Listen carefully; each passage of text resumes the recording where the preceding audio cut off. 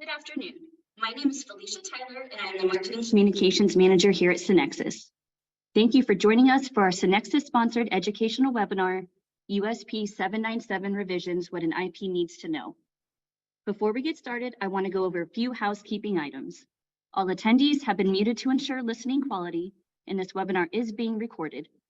Following today's event, you will receive a link via email to rewatch the presentation or forward to any of your colleagues. At the end of the presentation, there will be a survey that pops up, and we would greatly appreciate your feedback. And now I would like to introduce Michael Penn, our Enterprise Account Manager for Healthcare. Welcome, everyone. Thank you for joining today's webinar for your interest in learning more about the USP Chapter 797 revisions. There are several changes that will impact your practice, especially as it relates to environmental monitoring and what is required for compliance with environmental standards. We are fortunate to have Dr. Creighton Kaiser with us today to walk through the revisions and share his personal experience in ensuring that his clean rooms remain compliant. Dr. Kaiser is both the pharmacy manager for a health system in Indiana and the pharmacy and therapeutics co-chair. He manages USP 797 and USP 800 compliance for the hospitals in his health system. He has been practicing clinical pharmacy and pharmacy management for over 10 years and has developed an expertise in deploying technology to manage his USP compliance. We hope that you find today's information valuable and actionable. I will now turn it over to Creighton Kaiser. All right, thank you very much, Michael, and thank you all for being here today. I know your time is valuable. We have a lot of information to cover. I will move somewhat quickly. Some of the information contained is kind of pharmacy heavy, and I will move through that quickly for sure, since this is really more IP focused. But I did want to leave it in just for the sake of completeness for you guys today. And as you take this back and work with your pharmacy and your pharmacists at your site to prepare for 797, I hope you will work collaboratively with them. I know a lot of you already have a big role at your sites when it comes to 797 compliance. And if you don't, I encourage you to reach out to your pharmacy and try to work together with them. You guys have a wealth of knowledge that can definitely be beneficial to any pharmacy when it comes to mixing compounded sterile preparations. And so with that, we will go ahead and get started. Quickly, some objectives today. Understand the current enforcement status of USP 797 and its revisions. Learn the major differences between the USP 797 revisions and the currently approved standards. Understand the changes in the final USP 797 revisions that were just published about 6 months ago when compared to the multiple different revisions that have been proposed over the last 5 or 6 years. And ensure your hospital pharmacy is in compliance with the 797 revisions or has suitable plans to get there. The overall goal is just to make sure you are prepared when 797 does become enforceable. Much of the info in 797 does affect workflow or even budget or capital considerations. So working towards compliance ahead of time is highly recommended. All of you have obviously taken that first step by being here today, and we thank you for that. Some quick background on the current the current USP chapters. 795 covers non-sterile preparations. 797 that we're talking about today will cover compounded sterile preparations, which are mostly IVs and IV infusions. USP 800 is a completely new USP chapter that will also be effective in November of this year, and it pertains to both sterile and non-sterile preparations that are hazardous. And then USP 825 covers radiopharmaceuticals. Quick USP 797 timeline here. Back in 2004 was when the original USP 797 was published. Prior to that, there wasn't really a good, large kind of regulatory structure for preparing IVs. It was kind of the Wild West. However, this kind of provided the framework for where we are today. 4 years later, in 2008, USP 797 was revised and republished. And 15 years later, we are currently actually still operating under those same standards. So it's kind of surprising that we're just now getting to the point of revising those since they were released back in 2008. From 2015 to 2018, there were several revision and comment periods of USP 797. And in June of 2019, USP released what was supposed to be the final revisions. Later that year in December, I apologize. Later that year in December was the go live date for those revisions. In September of, I got mixed up here where I'm at. I apologize. The final USP 797s were published in June with a go live date of December 1st. However, that go live date was postponed due to several appeals and shortly after COVID hit, which kind of backed everything up and got us all the way to September of 2021. At that time, another update was released, followed by an additional comment period. And then in March of last year, the comment period on those 2021 revisions closed, and we really didn't have much information or word from USP from March until November. Those final USP 797 revisions were then published in November of 2022 with a go live date 1 year later, which is now quickly approaching. We're already 6 months out or so of November 1st, 2023. Some goals kind of the revisions are to make USP 797 a little easier to read, some more clarity around documentation requirements, the requirement of a designated person, changes in some risk categories, and a broad increase in the training required and the documentation pertaining to training. And obviously, anytime you have wide sweeping changes to regulatory structure like this, these are going to be a big focus of Joint Commission and regulatory boards like state boards of pharmacy and things like that. Couple reminders, the information provided today is based on the currently available revisions. These really should be final. I truly believe they will be final. I don't anticipate there will be more changes, but there's always that small chance that an appeal could sneak through and change something. And another thing I really want you guys to take to heart today, USP 797 does provide the minimum standards that should be followed when preparing compounded sterile preparations, or CSPs. Sometimes people fall into the trap of thinking 797 is kind of the end of the road, or it's an unachievable goal that we'll get to someday. And that's not necessarily the case. It is the minimum standards. You should be complying with USP every day in your pharmacies. And if there's something you can do, an extra step you can take, some new process you can put in place, some extra training you can do that actually goes above 797 requirements, then I highly recommend you do that, because that's just going to make you have even more quality products coming out of your pharmacy and also be safer for your patients. A quick note that some people that aren't familiar with USP wording might not be familiar with: the word should or may, when those appear in the document and USP documents, that means those are recommendations. They're not absolutely required. Anything that says must is an absolute requirement, and everyone should follow that as a bare minimum. So designated person, we'll go ahead and jump into some of the information here. This is a totally new concept that wasn't in old 797. The compounding facility must have one or more individuals, i.e. the designated person, to be responsible and accountable for performance and operation of the facility and personnel involved in the preparation of CSPs. That individual does have to be documented in the hospital's SOPs, and any SOPs that pertain to sterile compounding do have to be reviewed every 12 months. So a lot of policies and hospital systems I've been a part of, or I've reviewed their policies in the past, they review policies on a hospital-wide basis every 24 or every 36 months. And sometimes those CSP policies fall in that same category inadvertently, and they're not reviewing them often enough. So make sure your CSP policies are being reviewed every 12 months. And that those reviews are being documented. Any revisions to the policy must be communicated to staff, and acknowledgement should be documented, meaning that's a recommendation, but not absolutely required. Your SOPs don't only cover preparing the compounded sterile preparations, they also must include handling, storing, packaging, and transporting CSPs. One important call out, though, is administration of CSPs is not covered by 797. So as soon as the infusion starts or an IV injection starts, that product is no longer covered under 797 requirements.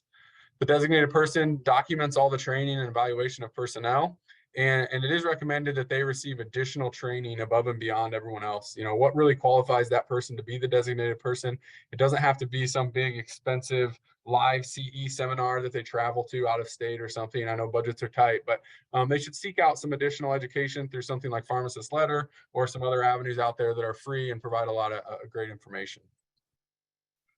Just quickly, the CSPs that are covered by 797, injections and infusions are by far the ones that we see the most often and that we most often think about with 797, but there are some other things. Irrigations for internal body cavities, that's one change from past 797, just said body cavities. And that wasn't really accurate, because body cavities like the mouth and rectal cavity and sinus cavity are not sterile to start with. So it didn't make sense that the products that were used to irrigate those areas needed to be sterile. So it was updated to say internal body cavities, meaning the bladder, peritoneal cavity, etc. Ophthalmic dosage forms, preparations for pulmonary inhalations, soaks for live organs and tissues, as well as implants are also covered. One big change from the 2008 797 to where we are in 2023 with the revisions last year, a change in risk levels. In the past, it was low, medium, and high risk based on a lot of different factors. This has been simplified a little bit to be pretty much based on where the product is prepared. A category 1 CSP is prepared in an unclassified area or a segregated compounding area. That means you pretty much have an IV hood that still has an ISO 5 environment inside of it, but it's not inside of a clean room. It might be in your pharmacy somewhere. It might even be out on a nursing unit or in a satellite pharmacy somewhere. It's not in a true full built clean room. It is an IV hood, but it's not in a clean room. Then you have category 2 mixing, which is also in a hood, but that hood is in a clean room. And then category 3 mixing, which this was added in the most recent revision. This wasn't in the past 2021 revision. And it is really just category 2 mixing, so in a clean room, but with additional testing. So since we might have a lot of people who don't have a significant amount of experience with the different types of clean rooms and setups, I did want to throw this in here real quick. Category 1 on your left, this would be a segregated compounding area. So that room there may be in the pharmacy, may not be in the pharmacy. It is not a clean room. And you have an ISO class 5 primary engineering control, that's what PEC stands for, or a hood. So essentially you have a hood in a room and there's just a perimeter marked on the floor around it that says, this is our segregated compounding area or an SCA. Then on the right, you have the category 2 or 3 type of products, which would be in a traditional clean room, which is what you're probably going to see at the majority of your sites, where you have an anteroom that has a line of demarcation on the floor that marks a clean side and a dirty side of the anteroom. And then that feeds into a buffer room, which then has an ISO 5 hood inside of it. The arrows shown there show the airflow for those type of setups. Airflow should be positive from the buffer room to the anteroom, and then positive from the anteroom to the outside pharmacy, just to prevent the chance that contaminants enter the area. So category 1, again, these are the ones in the left side of that diagram I just showed in a segregated compounding area. So items that are prepared in a hood, but outside of the clean room. These are the max dating that products are going to be able to have at your site after November 1st. 12 hours at room temperature, 24 hours in their fridge, no frozen storage. So if you're at a site that uses a glove box or a CACI in an SCA, so you have a glove box that's not in a clean room at your site. Some people did this in the past to avoid a full clean room build and expense. You may see that they're giving dating longer than this. It's important that you point out that after November, they will no longer be able to do that. So that's not something you want to find out on November 1st. It's something you need to figure out now and kind of work towards. Do we need to put some capital money into this and get some stuff done? Or you got to kind of plan ahead and figure out your workflow to comply with this dating on your products. Category 2 products that are prepared in a clean room is kind of a busy chart, but I've highlighted in yellow what the vast majority of products in most hospitals, how they're going to be prepared. And that means that you prepare them in a clean room in a hood, but you do not do sterility testing, and you only prepare them from sterile components. In that scenario, at room temp, you're going to have 4 days dating, which is a nice bump from current 797. You should waste less products with this dating, which is great. Refrigerator goes to 10 days. It's currently at 9 days, so that'll be a 1-day improvement. And the freezer remains at 45 days. There's a lot of information that increases or decreases the time frame based on if you're using sterile or non-sterile components, and also if you are going to do sterility testing.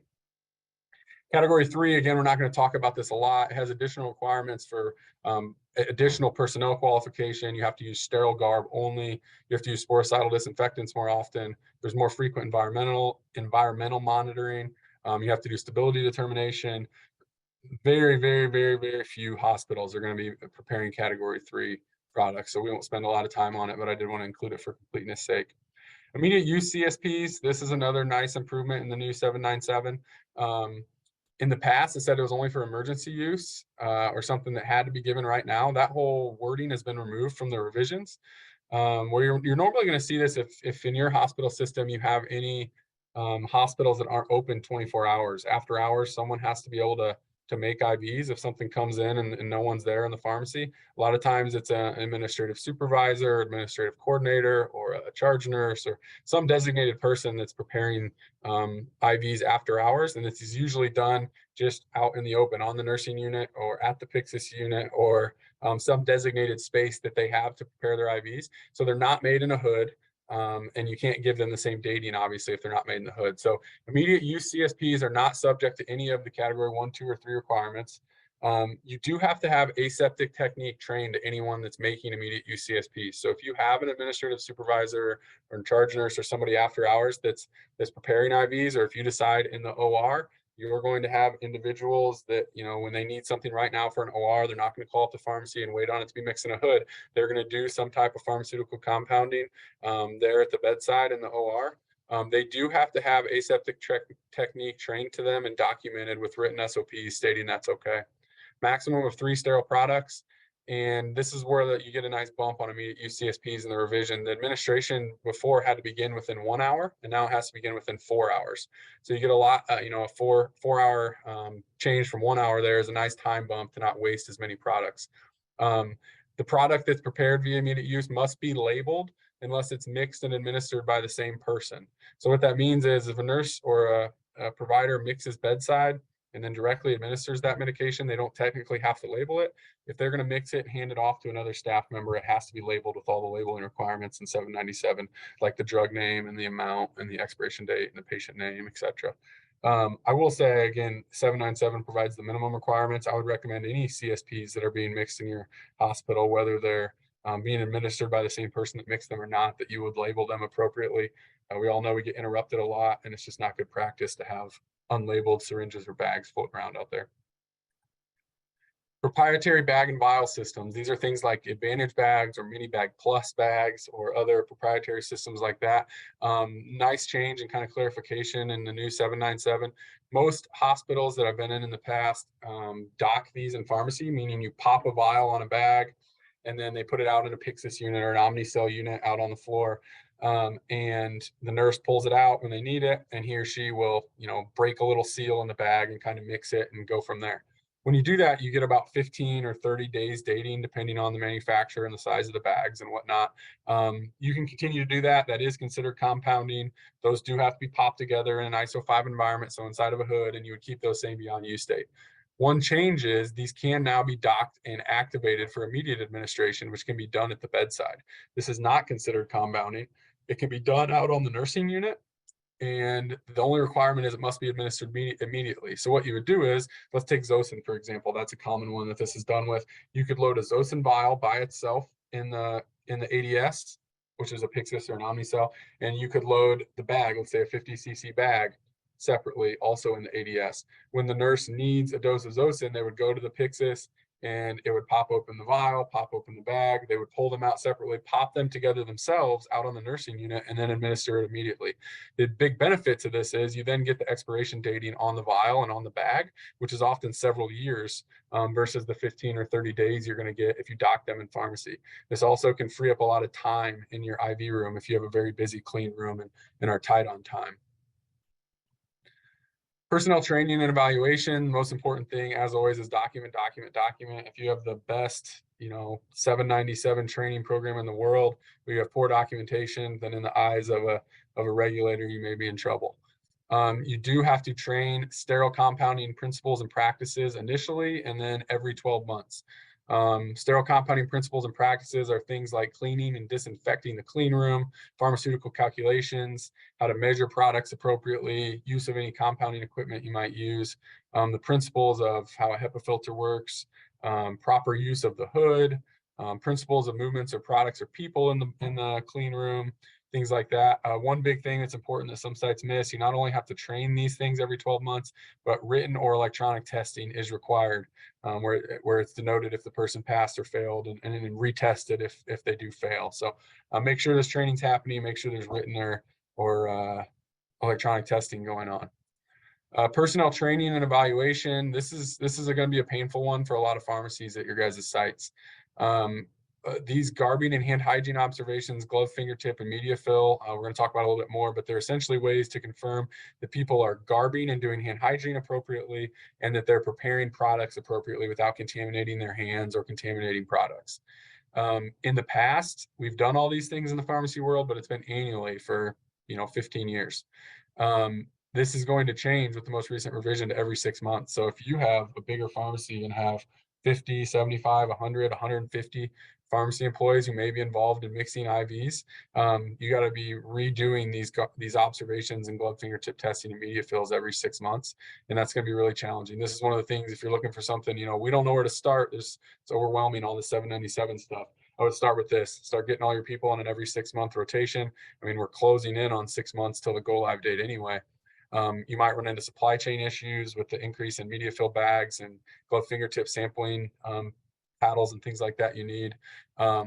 I will note, if you have pharmacists who only supervise compounding personnel, or not even pharmacists, I guess, but if there's somebody that only supervises compounding personnel and doesn't actually mix, meaning there's no chance this person would ever have to mix IVs, there is a carve out in 797 that you can do their requirements a lot less frequently, which is really nice.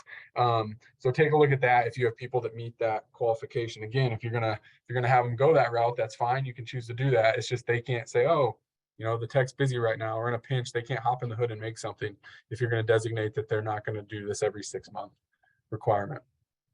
So a little more detail on those observations and testing.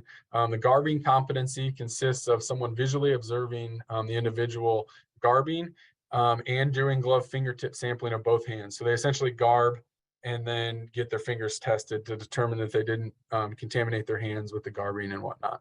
Initially, they do this 3 times. So 3 separate garbing observations immediately followed by glove fingertip sampling, and that must be consecutive. So they can't like do it once and then, oh, you're trained, you can start mixing and doing things like that. No, you have to do it 3 separate times, and they must have 0 CFU on all 3 to pass, and they must be consecutive. So if you get 2 of them done and they pass and then they fail one, they got to start all the way back over and do 3 consecutive. And again, this confirms correct garbing and hand hygiene skills.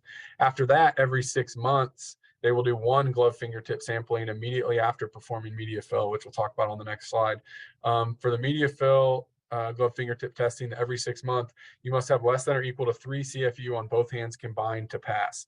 So what that means is, if you get 2 on left hand and 2 on right hand, that's not passing. I've seen some sites before, I sort through their paperwork and they mark that as pass because it's less than 3, but it's the total. So 2 and 2 makes 4. That does not pass, and that confirms correct product handling during compounding. I would make this recommendation, and something you can take back to your pharmacies. If you have staff that have worked there a long time, you probably have staff at most of your sites that have maybe worked in the pharmacy longer than USP has been a thing, so over 20 years. I would go back and do 3 consecutive garb fingertip samplings with them. With those individuals, I wouldn't make them wait to start mixing in between, getting those 3 passing consecutive ones on file. But you just don't want a regulator to walk in and say, well, where's this person's, 3 consecutive glove fingertip, and you don't have it. And you can try to explain they've been here a long time, blah, blah, blah, but it's better if you just have it. It seems to decrease the stress a little bit. And this is something that, as IPs, with the garbing competency and watching someone do hand hygiene and different things like that, you could be easily trained by your designated person to do some of this stuff and could take some of the load off as they're getting kind of in the swing of things with doing this every 6 months with their staff. It would kind of get you plugged in to the pharmacy a little bit and kind of helping them out and, able to probably have more impact there than you would think. Media fill testing, essentially this is manipulation where you do a bunch of withdrawals from a vial and inject into a bag repeatedly. And this is just to confirm that when you're handling products, you're not contaminating them. This needs to be done initially and then every 6 months. You do have to have the certificate of analysis for the commercial sterile microbial growth media that's used, so for the bag that's used, on file, so to make sure your pharmacy is not just pulling those bags out and throwing the packaging and all the documentation with it away. They need to hold on to those. There's very specific incubation temperatures and timeframes with these bags. There is with the glove fingertip paddles also. So make sure that if you're doing these on site, if you're not sourcing this out to a vendor, and you're locally doing glove fingertip testing and media fill and all this type of things, that there's some collaboration there with yourself, the IP, pharmacy, and lab to make sure this is being done properly. Because it would be unfortunate to do all this work and then incubate them incorrectly. And then, a regulator comes in and looks through your documentation and you did all this work and tried to do it all right. And you still, get dinged for it because you didn't incubate properly. And again, we're doing glove fingertip immediately after media fill. Past 797 was not specific on any of those incubation timing or temperatures like it is now. So it might not be something that lab or pharmacy is, super concerned with in the past. Hand hygiene, obviously something that's always a hot topic with the IP crowd. Hands must be washed as well as the forearms all the way to the elbows for a minimum of 30 seconds when you're garbing up to go make CSPs. Cannot use brushes of any kind. Some sites have brushes for trying to brush their hands or their nails or things like that. Can't use brushes. They cannot use refillable soap containers. So I know in my hospital, the IPs go around and kind of do observations of various things and just make sure everything's clean and being done properly and watch kind of just people do their jobs. This is one of those things you can look for if you're doing any observations in the pharmacy. Make sure they have disposable soap containers. They can also not use hand dryers. Unfortunately, when a lot of people first started building clean rooms for 797. Some vendors sold them, like the commercial hand dryers you'll see in public restrooms. Those have been found to really spread a lot of nasty bacteria and things like that. So make sure that you don't have those at your site. They should be using low lint disposable towels or wipes. And this is one that I see a lot of sites miss, is you must sanitize your hands with alcohol-based hand sanitizer before donning sterile gloves. So you would put on your garb. Most of the time you're putting on a face mask, a hairnet, and booties, and then you're washing your hands to your elbows and for 30 seconds. And then after that, you're putting on your gown, and then you're putting on your sterile gloves. And before you put on your sterile gloves, you are supposed to sanitize your hands with alcohol-based hand sanitizer before donning those sterile gloves. So the exact order of all the PPE you put on can be established in your SOPs based on, is your sink in the dirty side of the anteroom? Is it in the clean side of the anteroom? Is it outside of the anteroom? The garbing order is kind of up to your site. You just should minimize contamination, but you must sanitize hands with alcohol before you put on the sterile gloves. And you also would use you're actually supposed to use hand sanitizer on your hands prior to donning any garb if that sink happens to be outside of the clean room. So most sites don't have this, but if you have a sink that's outside of the clean room, they should be alcoholing off their hands after putting on all their garb. Again, the garbing order can vary based on location of the sink and kind of how your site's set up, but it does need to be documented in your SOPs and garbed in order that minimize contamination. All persons that enter the compounding area do need to garb appropriately. So even if they're not going to prepare a CSP, if you have, environmental services people that clean the area, or plant ops people that come in and certify hoods or check your HEPA filters, those people need to garb appropriately. I would recommend, someone like a environmental services individual who's cleaning the area for you every day. It can be specified in your SOPs how they're trained and their garbing and whatnot, but they do need to be garbed up. If you have any individuals that come in there extremely irregularly, like plant ops or some type of vendor doing a certification for you, I would recommend you state in your SOPs that they have to check in with a designated person or with a pharmacist or a pharmacy management advisor or supervisor or somebody that can kind of make sure that they're garbing appropriately. You should not store your garb near the sink. If you're doing category 1 mixing, that's where you're in a segregated compounding area. The garb must be donned inside the SCA perimeter, and you can still reuse the gown for an entire shift for category 1 and category 2 mixing. That's consistent with past 797. You cannot reuse a mask, you cannot reuse booties, you cannot reuse hairnet, you cannot reuse gloves, only the gown. Some more garbing stuff that you can kind of watch out for and kind of help your pharmacy with if you're doing any of these observations, or if you're just kind of helping them prepare. A lot of this stuff is brand new. So if you wear eyeglasses, you must wipe down the frames of them prior to compounding. This is not an old 797. Wouldn't recommend wiping down the lenses because you probably could damage them. But people touch their glasses all the time and they don't even realize it. They'll have their sterile gloves on and touch the bridge of their nose. They'll touch their glasses on the side and they're contaminating their hands and don't even realize it. So it is required that eyeglasses are wiped down prior to compounding. No earbuds allowed. It's 797, kind of getting with the times here. I'm guessing earbuds weren't even a thing back in 2008 when the current 797 came out, but they are a thing now and they're everywhere, and tons of people have them and want to wear them when they're mixing and things like that. But it is specifically says no earbuds allowed. No gum or food or mints or other things in someone's mouth when they're mixing. You do have to apply sterile 70% alcohol to gloves immediately before compounding and regularly throughout the compounding process. So they're putting that alcohol-based hand sanitizer on their hands before they don the sterile gloves. After they put their sterile gloves on, they should be applying 70% alcohol to them prior to mixing. Should never have exposed skin in an ISO 5. That would be in a hood. So you should never have exposed skin in the hood. If you go to your pharmacy and had every person explain to you how they normally garb up, I would be shocked if there wasn't at least one person that puts their gloves on or off inside the hood. It's something that for whatever reason people think they should do because they're putting these sterile gloves on and that's a sterile area, so that's where I should do it. But it specifically states you cannot have exposed skin inside the hood, so you should not be donning or doffing gloves inside the hood. If someone's using a restricted access barrier system or a RABS, or it has the long sleeves and the gloves that you do the mixing inside this box, it's recommended that disposable gloves are worn inside the RABS glove, but it is required that sterile gloves are worn on the outside of the RABS gloves. Some environmental controls, the clean room and ante room should be, again, should is a recommendation, less than 68 Fahrenheit and less than 68, less than 68 degrees Fahrenheit and less than 60% humidity.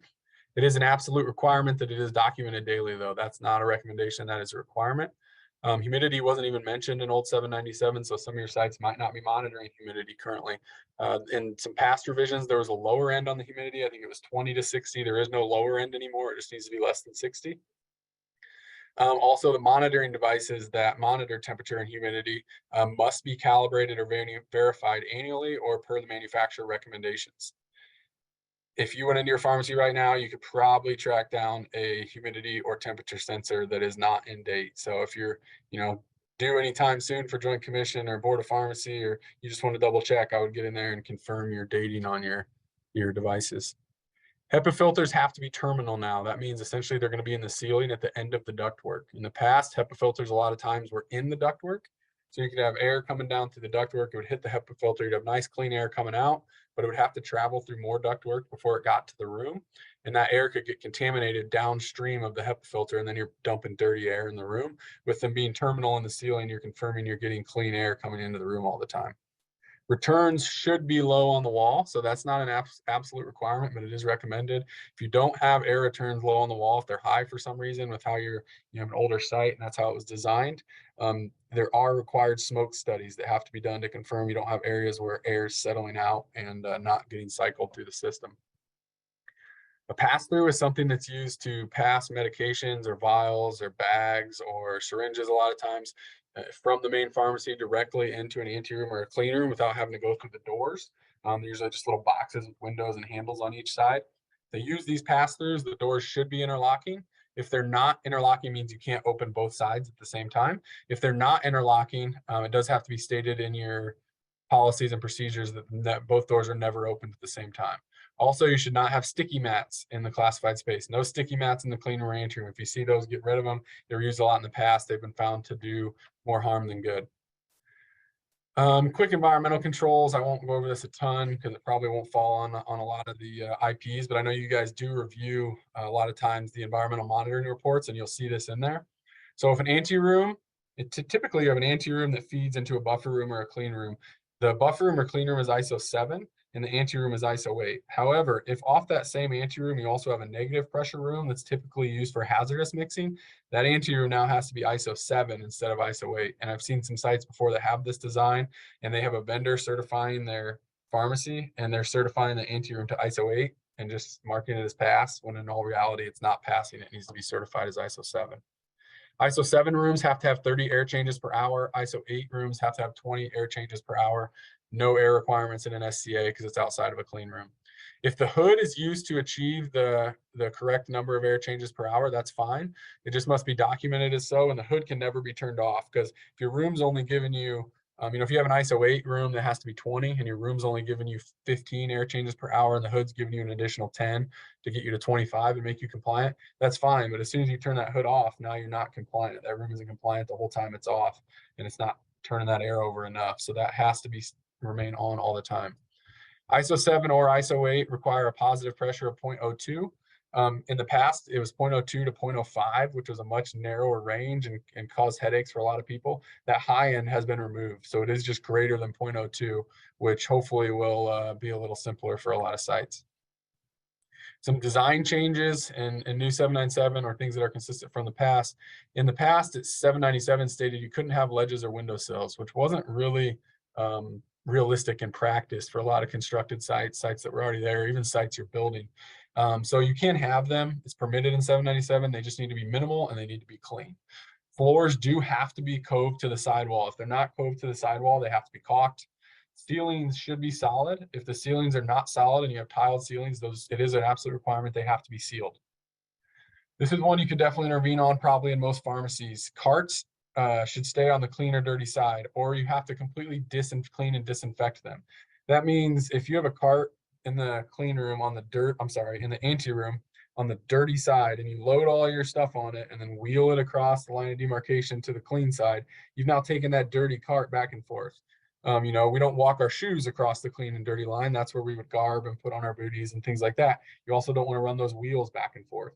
So they really need to have a cart on the dirty side, a cart on the clean side, and keep them separate and transport whatever they're moving from cart to cart as they go. If not, it states you have to wipe down the entire cart, even the casters and all that. No one's going to do that. Sinks should be hand-free. That's a recommendation, not requirement. They do have to be cleaned and disinfected daily and get sporicidal monthly. They can now be either inside or outside the anteroom. Just changes the order of your garbing. For an SCA, the sink is not allowed to be inside the perimeter of the SCA, and it must be at least 1 meter from the hood. And cleaning and disinfecting here. Processes for cleaning and disinfecting do have to be documented in your SOPs, and personnel have to be trained how to use them. Should always be cleaning from clean to dirty.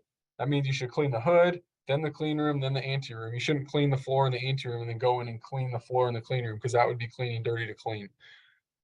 This is a big change I want everyone to take note to.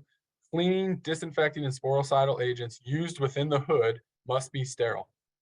So you would think these products are sterile because we're using them to disinfect and things like that. A lot of them are not labeled as sterile. So you're probably going to have to change at some pharmacies what you're using in the hood. Again, this is only in the hood. What they're cleaning the floors with, the walls with, the ceilings with, things like that. Those agents do not have to be sterile. Whatever they use in the hood must be sterile. So you need to contact the vendors you get your products from, see if they're going to label it as sterile. If they're not going to, then you need to switch to other agents. May use EPA one-step products that can do cleaning, disinfecting, and even sporicidal all in one step. That's permitted if that's something you want to do. Obviously, with all products we use for disinfecting in the hospital, make sure the pharmacy staff knows the wet time specified by the manufacturer. Sterile alcohol should be applied after any cleaning or disinfecting in the hood. This is to remove any residue that might remain after the cleaning and disinfecting takes place. Another thing you can watch out for, mop heads must be disposable. I would say most pharmacies are already doing this, but just in case. Also, another thing I've seen some sites aren't doing, you do have to have separate mops for hazardous drugs versus non-hazardous drugs. So for your hazardous drug mixing room, you should have a mop and then a separate mop. We're talking about the handle and the head and whatnot, a separate mop for the non-hazardous area. A lot going on here. This really has very few changes from past 797. A lot of this is already being done with cleaning and disinfecting daily of the hood and the pass-throughs and things like that. One change, make sure you notice the sink is on here. Sinks are a huge source of contamination. They should be cleaned and disinfected daily and get a sporicidal monthly. Additionally, if they have a hood with a work tray, a removable work tray, some hoods have a work tray that actually lifts up. A lot of times they have little thumb screws or something and the tray lifts up. People in the past didn't do well at cleaning under that work tray, and it could get contaminated and pose a risk to your products. So it does state in the new 797 that underneath the work tray needs to be cleaned, disinfected, and get a sporicidal monthly. The surface continues to be daily, monthly as it was in the past. There's a lot to keep track of. Most sites use Simplify 797 or some other site or vendor to kind of track all their cleaning daily and everything like that, as opposed to trying to do it all on paper. This is one I want everyone to definitely take note of. I think almost every hospital I've ever been in fails at this in one way or another. You must wear gloves and wipe down any product, a syringe, a vial, an IV bag, it doesn't matter, whatever product, it doesn't matter what it is, must be wiped down with a disinfectant, a sporicidal, or sterile alcohol prior to taking them into the clean side of the anteroom. So prior to transporting them. So we talked about those carts. You could have one on the dirty side and one on the clean side in the anteroom. As you take items from that dirty cart to that clean cart, they need to be wiped down with a disinfectant, sporicidal, or 70% alcohol. Prior to putting them in the pass-through, they also need the same thing needs to happen. So if you go to your site, I guess you're going to find a tech or a pharmacist that grabs everything they need to make an IV, chucks it in the pass-through, and then goes around and gets it out on the other side and never wipe them down. It is a requirement that they need to be wiped down to really reduce the risk of contamination in your hoods. Prior to anything crossing the SCA perimeter, that's similar to kind of a clean and dirty side of an anteroom. Got to do the same thing. And then prior to the products going in the hood. You also have to document whatever disinfectants or sporicidals or 70% alcohol you're using to do this cleaning, disinfecting. Single dose vials in the past could only be used for 6 hours in the hood, and they had to remain in the hood. This posed challenges if they needed refrigerated storage, or if a pharmacist needed to double check what someone mixed. It was really hard if they had to remain in the hood. This is updated in the revision to be 12 hours, so double the dating, and they may be removed from the hood. They just have to be wiped down on reentry, as we mentioned in the past. Multi-dose vials remain at 28 days. Master formulation and compounding records. We're not going to spend a ton of time talking about this today because this is really pharmacy heavy documentation, but I wanted to include it because it is really important. The master formulation record is really like a recipe book for batching, and a compounding record is a record of a lot of information you can see there that pertains to every individual CSP that is made. This is a heavy lift for a lot of pharmacies. If they don't have an electronic medical record that can help them do this, very manual and going to be very difficult, and something they need to start figuring out how they're going to do now if they're not already. Let's talk about some of those certification and recertifications that go on in these areas. I'm sure a lot of you review these reports at maybe some type of IP focused meeting or something like that every time it's done. You continue to have to certify the classified areas and the hoods initially and every 6 months, no change there. Those reports must be reviewed, and that review must be documented by the designated person. So make sure whoever your designated person is flipping through these reports and documenting that they reviewed them with a date and signature, noting anything that's out of range and things like that. Microbial evaluation. So this is very important. Everything we've talked about so far is really just to try to avoid the contamination of compounded sterile products. And this is really the testing that confirms that your room is clean, your hood is clean, your surfaces are clean, etc. Viable air sampling remains every 6 months. It was in the past and it stays the same. So no major changes there. However, the viable surface sampling has a big change where it goes from periodically to monthly. When it said periodically, I know some sites were only doing it once a year. Some sites were doing it every 6 months with the viable air sampling, but it's going to monthly. And so it's going to require a lot more supplies. Again, if you're looking for somewhere to start on your 797 compliance, you can start with this one today. You do only have to sample in classified areas and hoods. So in an SCA, you only have to sample in the hood. You don't have to sample outside of the hood in the perimeter. All your sampling sites and procedures must be described in detail in your SOPs. You do also have to have a diagram of your sampling locations. So make sure your CSP SOPs have a diagram that show where you're going to air sample, where you're going to surface sample, and that your vendor, or whoever's doing your sampling on your site, sticks to that. Don't forget, pass-throughs are required for surface sampling. Air sampling has to be done under dynamic conditions, meaning while people are in there mixing and going about their day. Surface sampling is really supposed to be done after the compounding activity is complete, but before the area has been cleaned. So it's just confirming you're not contaminating the area or anything like that. Action levels, no changes here on the action levels. One big thing that did change though is that bottom statement. In the past, there was a mention in 797, you had these cutoffs for your CFUs for fail or pass for air and surface sampling, but if you grew mold, yeast, fungus, or highly pathogenic organisms at even 1 CFU, that constituted failure and you had to retest.